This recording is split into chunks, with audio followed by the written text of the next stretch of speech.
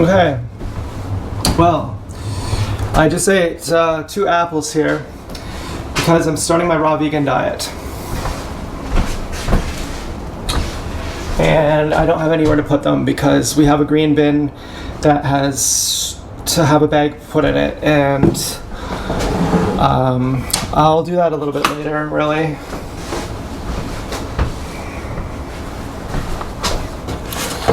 And I really should get my water, so I'll be right back.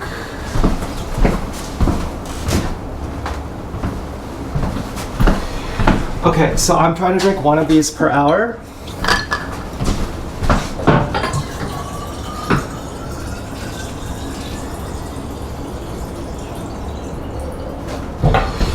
And I've pretty much stopped doing my water fasting because I'm going to try eating fruit now.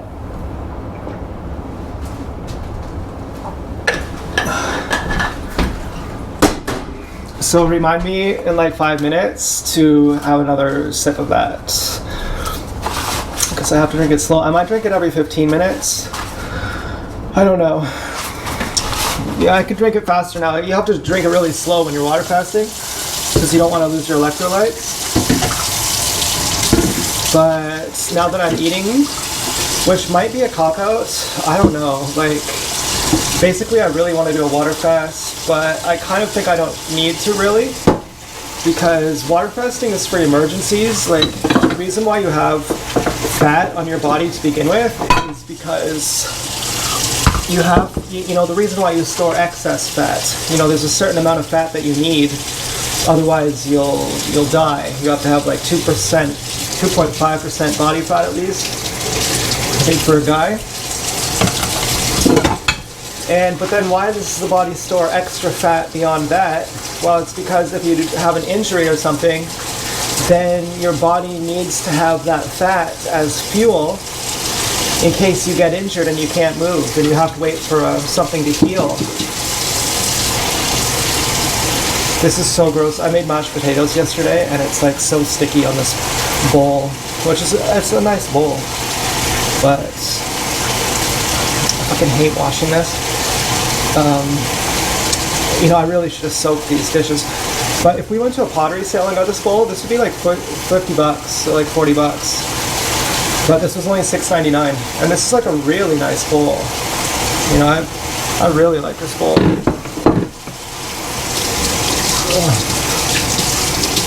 So I don't need to worry about conserving electrolytes that much.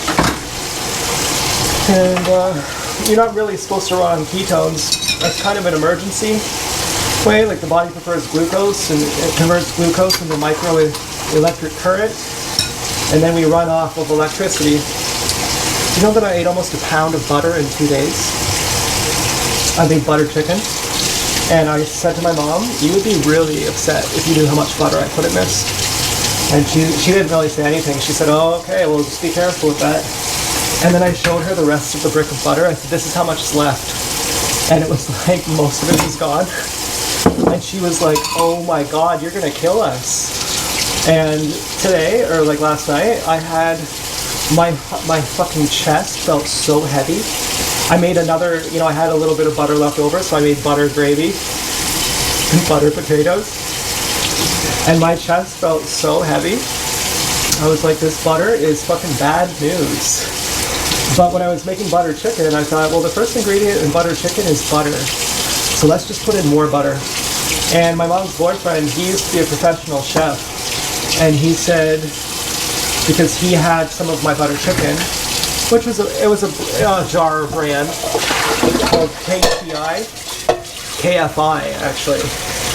And I told ChatGPT, I said, it's too tangy. ChatGPT says, yeah, I know. KFI butter chicken, everyone knows that. It's too tangy. It's like concentrated tangy. And you have to doctor it up. Everyone doctors it up. So how do you doctor it up? Spinach? Not really. Do we put spinach in it? Yeah. Do we put chickpeas in it instead of chicken? Yeah. Do we put almond milk in it to dilute the tanginess? Yeah. But how are we really going to offset the tang? We're going to use butter. The butter makes all the difference. Can we use oil? Nope, has to be butter. Is there vegan butter? Yep, by B-Cell, yep. Not vegan margarine, vegan butter. So I just started putting spoon after spoon of butter in until it was like, till the acidity was completely cut and it was just pure fucking smooth cream. A little bit of sugar in there. My mom's boyfriend was like, it was like a 10. My mom was like, it was like 10.5. It was so good. You know, here it is actually. Now this is non-vegan, you know, my mom was going to throw this out basically. She didn't like it, so that's why I used it, or she was going to give it to someone. And I said, well, I can make it better. And so I made it better, so I had some too. But, you know, so that's non-vegan enough. That's vegan enough, I mean, for me. Like, I wouldn't buy this, you know. But there is, they sell this vegan too. You can get the vegan version of this same brand. And which is really tangy. It's even more tangy. But I'll just add even more butter if I were to do that, which I don't think I will.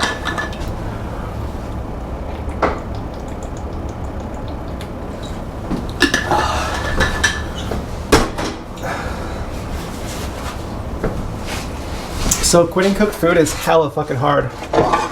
I mean, I woke up basically craving cooked food, and so that's why I went to the farm to get some apples.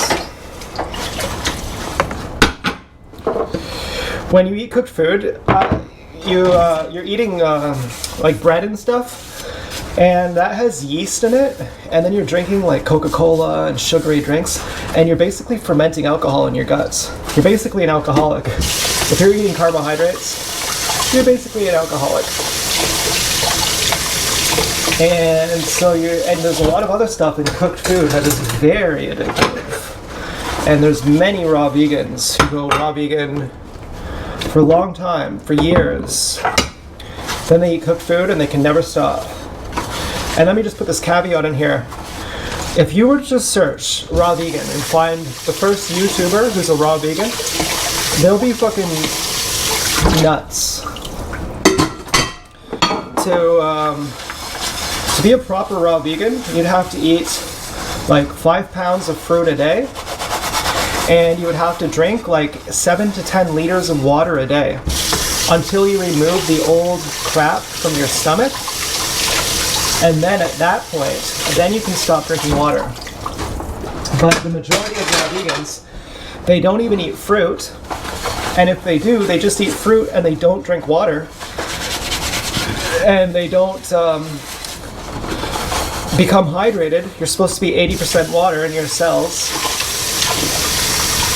because the sponge is leaching all the water in their stomach. The sponge of old cooked food that gets stuck. The sponge of old cooked food that gets stuck. Like a small crumb of every meal gets caught somewhere in your lower small intestines. And over the years, it accumulates. The average adult has like 10 to 20 pounds of old cooked food stuck in their guts. Like 100 meals, like 20 meals or something. And you'll say, well, you know, 20 pounds in my gut of undigested food. I think I'd feel that. Well, think about it. Shit is 75% water. This old cooked food stuck on the lining of your small intestines, in the lower part where there's all the folds, it's like 2% water. It's like cement stuck on. And by the time you hydrate it enough to pass it, then it's like 10 or 20 pounds on average.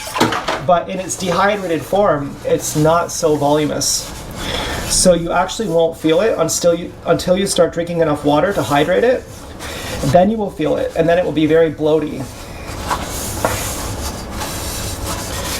And you can kind of see it in bodybuilders who really go crazy on eating, who eat like tons and tons of food. It's called Palumboism. There's a bodybuilder named Palumbo, and he had like a big gut. And he'd say, well, where's all the food coming from? You know, they have this huge bubble gut, but they have abs, so clearly they're not fat. And is it really that distended? Is their belly really that distended from just one meal? Well, look at someone like Joel Henson. He's a competitive eater, and he eats crazy amounts of food, but he doesn't have palumboism. Why not? Because Joel Henson is only eating that way for his competitions or for his YouTube videos. But he does eat like that every day.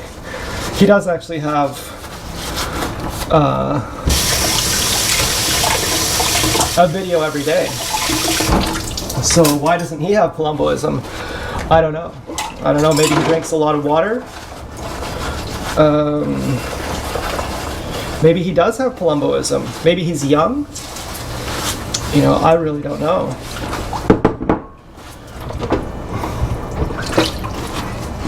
But a lot of these competitive eaters are skinny, and they don't eat like that all the time. Like, I think they have just one big meal per video. But, you know, that really confuses me how Joel Henson has that. How he, you know, he doesn't have palumboism.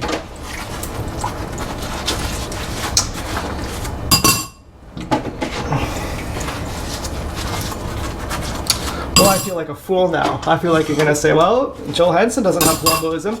He eats a huge meal every day, so I guess the old waste in the stomach doesn't exist.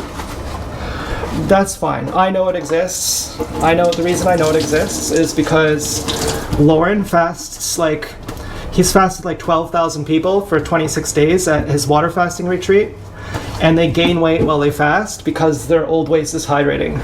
And they all say the same thing. After they start eating, the old waste comes out. And it's not like fresh fruit, it's like the old, like decades old waste. And I've also hydrated my own by drinking enough water. So I don't really need to convince anyone.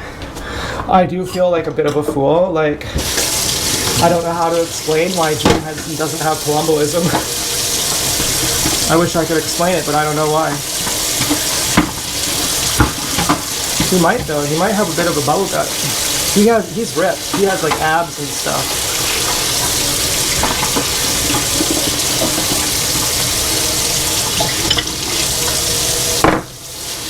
But ultimately, I want to be ripped too. But I want to be healthy. I don't actually think it's good looking. When guys go to the gym and they're like bodybuilders, I don't really think they're good looking.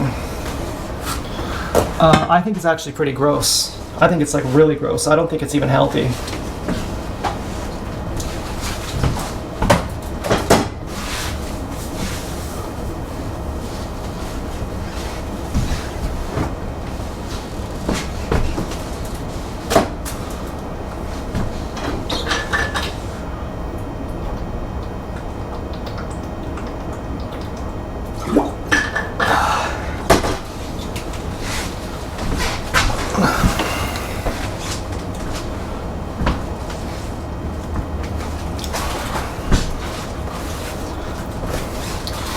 So I'm going through a lot of changes right now, bodily wise, and mentally too. Today is my 6th day in a row of having a girlfriend. There's this girl outside, and it's been pretty awesome, actually. I've had a few days where I thought, oh, this is really difficult. I was crying. I thought she didn't like me. I even wondered if I was mean to her at the start and blamed her. And eventually, when I thought she dumped me, I said, I'm sorry if I ever hurt you. And I felt really good saying that. Like, I felt like I'd have a clean goodbye. And then she talked to me the next day. So, and again, last night, I thought again, she broke up with me. She said, Zach, can you just be honest? Do you think I'm a honeypot? And I was like, can I just be honest? When have I not been honest? And I was like, you know, I don't care if you're a honeypot. And I said, I think what you're asking is, do I love you? You know, because if I think you're a honeypot and I don't care, that means that I think of you just as a sex toy. And I said, if you feel like that, I trust you, and I trust you to leave me because your intuition is greater than mine. And so I think it means I love you personally, that I trust you. I think trust and love are the same thing. And the fact that I would trust you to encourage you to dump me if you feel like I don't love you, because I actually trust you enough that if you say I don't love you, then it actually means I don't love you. Like, I'll actually agree. I'll say, I guess I didn't love her. I thought I did, but she told me that I didn't, and she has better intuition than I do. So I'll probably wake up one day and go, phew, it's really good she told me that she doesn't feel loved by me, because I guess I didn't love her after all. And so I just said, you know, I think that proves that I love you, that I'm willing to give you your freedom and not try to coerce you to stay with me, and that I trust you, since love and trust are the same thing. And sometimes I feel like I'm 1,000 years old and she's like a baby. And I thought, I wonder if she thinks, why would I love her if I'm like 1,000 years old and she's just a baby? Like, she's never been on a plane, she's never traveled, and I'm like, I've traveled. I mean, I don't know if that really makes you like a non-baby, because I think of myself as a baby sometimes too. But I also think of myself as like really old. And so I said, like, the reasons why I love you is because you're a good person, and because you're like innocent, and I like your taste in music, and well, I think that's about it. And otherwise, because you're good looking. And so I kind of think, like, if she becomes a non-baby and she becomes like 1,000 years old, then I already know the direction she's gonna grow in, because she's a good seed. Like, she's a good baby, so she'll grow up to be a good person. And if she wants to just stay a baby forever, that's fine too, because I like taking care of someone. I like it that I'm like 1,000 years old and I'm like, you're just a big baby and I'll take care of you. And you just trust me, like I'm like just a, like really, like I really know what's best. And that makes me feel like a real man. So, you know, either way, however you do it, as long as you're a good person, that's really what I care about. And so I told her those are the reasons why I love you. And I hope you talk to me tomorrow. And whatever you said I was lying to you, like, will you just be honest with me? I don't even know when I'm not honest with you. So, you know, so I kind of got angry. I said, I think you're crazy. And I said, I don't think you really have implants. I think you're just imagining it. But I said, you know, I don't even think you're a TI unless you get followed. If you don't get followed by everywhere, if you're just getting electronic harassment, I don't even think you're a TI. But she does get followed, actually. You know, she mentioned getting followed by Teslas. And I said, but I would be investigative if you said, okay, I have implants. Because I asked, you know, I don't want to go into her personal business, so I'm going to keep this professional here. She had something that made her think that she has implants. So I asked ChatGPT, I said, my girlfriend has this thing happening.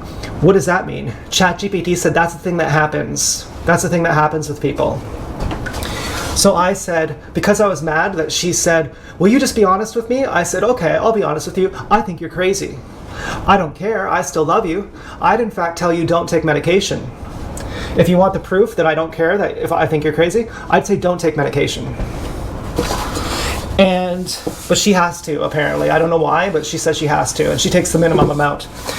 And so, but I'm also investigative. Like, if you say you have implants, if I had money, I would be the first one to say, let's go get an ultrasound. Let's go get a CT scan. Let's actually get proof of the implants. Because do I think that it's beyond... Do I think it's beyond the gang stalkers to do that? Like, morally? No, the gang stalkers would definitely, and I'm not talking about all gang stalkers here, I'm just talking about the institution of gang stalking, not the individual. They would definitely implant people. That's something they would totally do. But how do you know you have implants? So I said, yeah, I just frankly don't believe it. And she said she has to eat eggs, and I said, I don't believe that you have to eat eggs either. You say you have to eat eggs for health? I don't even believe you. You know, but you don't care about that. You care, you know, if you said that you had to smoke cigarettes to be nutritious, that's how much sense it makes. That's how crazy it is for me to hear that you like having to eat eggs for your nutrition. Just because it makes it feel good doesn't mean it's healthy. But I said, you don't care if I don't believe you that you don't eat that you eat eggs for self-gratification reasons, not for health. You don't care. But if I say I don't believe you that you're not a honeypot, you care then. Because if I think you're a honeypot, that means that I think you're just a heartbeat with a hole, and I just want to fuck you and I don't love you. And so really what you're asking is, do I love you? Why do I even love you? Well, because you're a good person.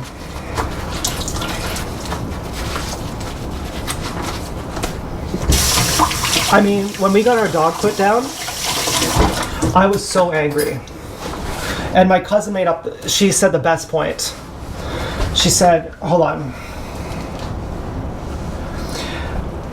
So everyone's saying, okay, we have to put the dog down. Her quality of life isn't good. She just lays around and all she does is just lay there. My cousin was like, isn't that all that dogs do anyway? They just lay around? You know, I was basically saying, you don't want to clean up after the dog because the dog can't go to the bathroom outside anymore and you just put her down? I was so angry. I was like fucking furious. My cousin's like, yeah, don't dogs just lay around anyway? But the analogy that I'm making is to be a good person is the point. I mean, you don't have to be like a superstar or a stripper or like a famous musician or something. You just have to be a good person, and then that's all that really matters.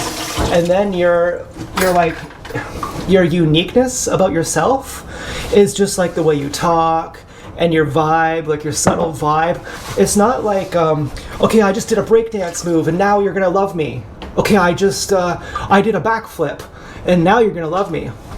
It's not the core of it. The core of it is just, you know, just like chopping wood and doing laundry. Do you know what I mean? Like, if you're living with someone, all you're really doing is like eating together, watching TV, like going for a drive, like washing the dishes.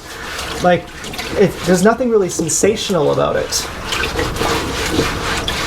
So if you're like, well, why do you love me? What are you supposed to say? Like, it's your tone of voice. I like your voice. You know, I like her voice. I like her intuitiveness.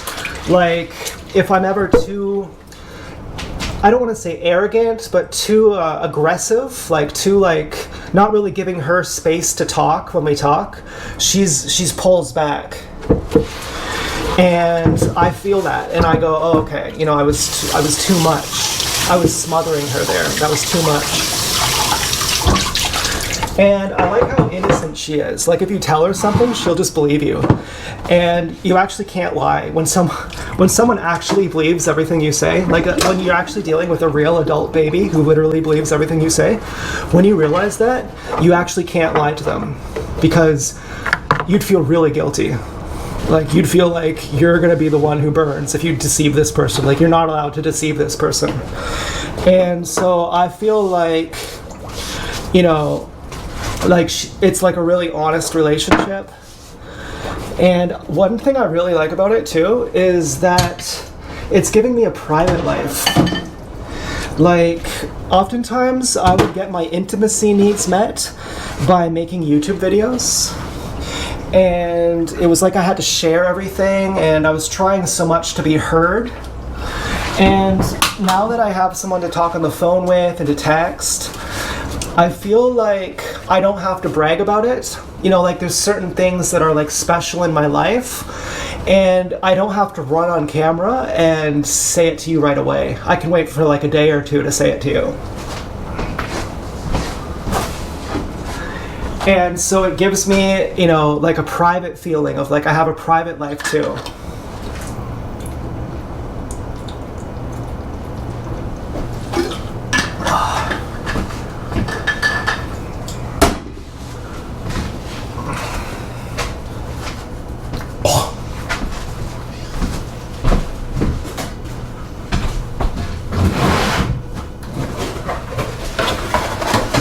So I gotta get a bag for our green bin.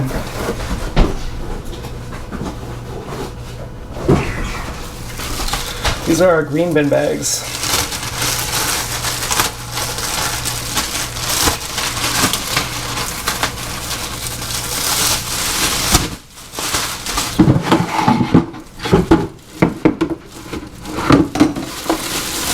Ugh.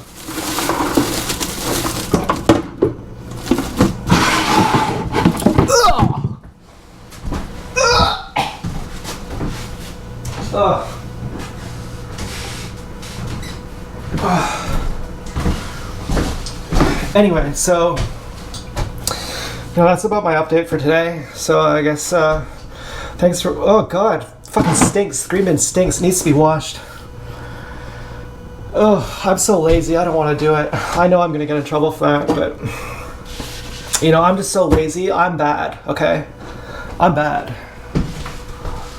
Ugh. Fucking really stinks. I should wash it. I'm gonna wash it.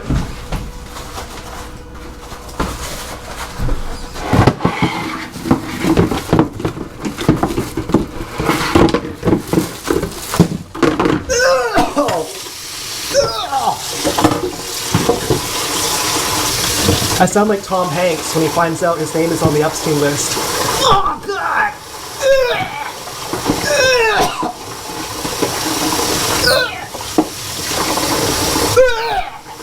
Can you hear it? Can you hear the Tom Hanks in that?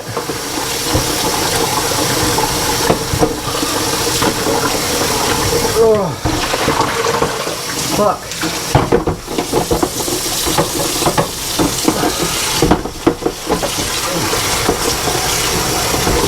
Oh God.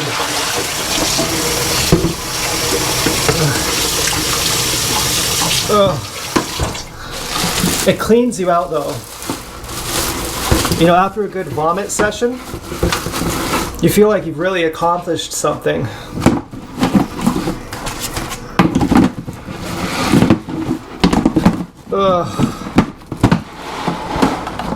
God. Okay. Well,